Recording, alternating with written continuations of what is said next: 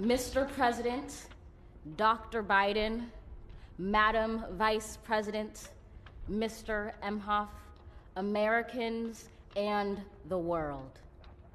When day comes, we ask ourselves, where can we find light in this never-ending shade?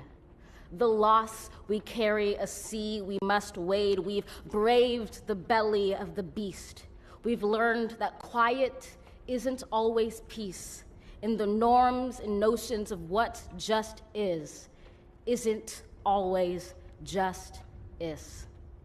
And yet the dawn is ours before we knew it. Somehow we do it. Somehow we've weathered and witnessed a nation that isn't broken, but simply unfinished. We, the successors of a country and a time where a skinny black girl descended from slaves and raised by a single mother can dream of becoming president, only to find herself reciting for one.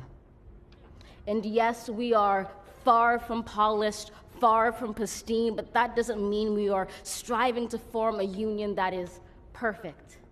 We are striving to forge our union with purpose, to compose a country committed to all cultures, colors, characters, and conditions of man. And so we lift our gazes not to what stands between us, but what stands before us. We close the divide because we know to put our future first, we must first put our differences aside. We lay down our arms so we can reach out our arms to one another. We seek harm to none and harmony for all. Let the globe, if nothing else, say this is true. That even as we grieved, we grew, that even as we hurt, we hoped, that even as we tired, we tried, that we'll forever be tied together, victorious, not because we will never again know defeat, but because we will never again sow division. Scripture tells us to envision that everyone shall sit under their own vine and fig tree, and no one shall make them afraid. If we're to live up to our own time, then victory won't lie in the blade, but in all the bridges we've made. That is the promised glade, the hill we climb, if only we dare it, because being American is more than a pride we inherit.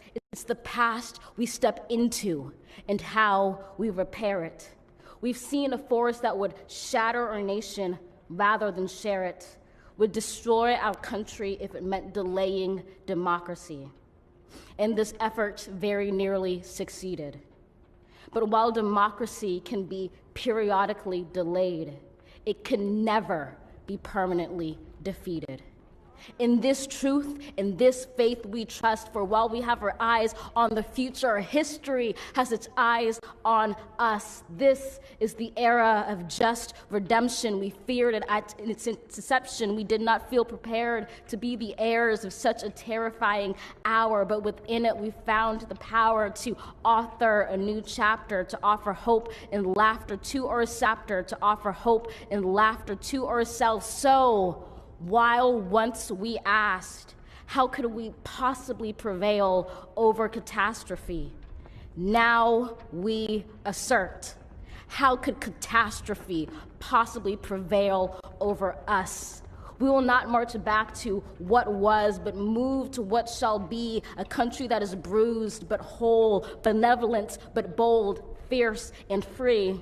We will not be turned around or interrupted by intimidation, because we know our inaction and inertia will be the inheritance of the next generation. Our blunders become their burdens. But one thing is certain: if we merge mercy with might and might with right, then love becomes our legacy and change our children's birthright.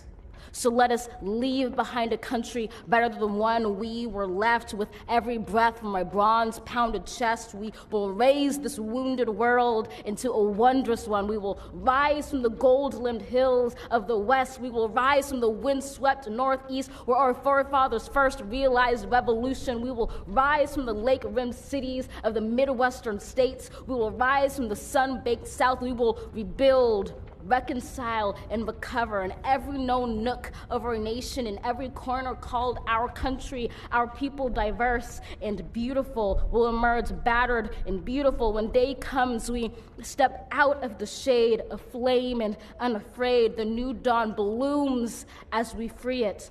For there is always light, if only we're brave enough to see it, if only we're brave enough to be it.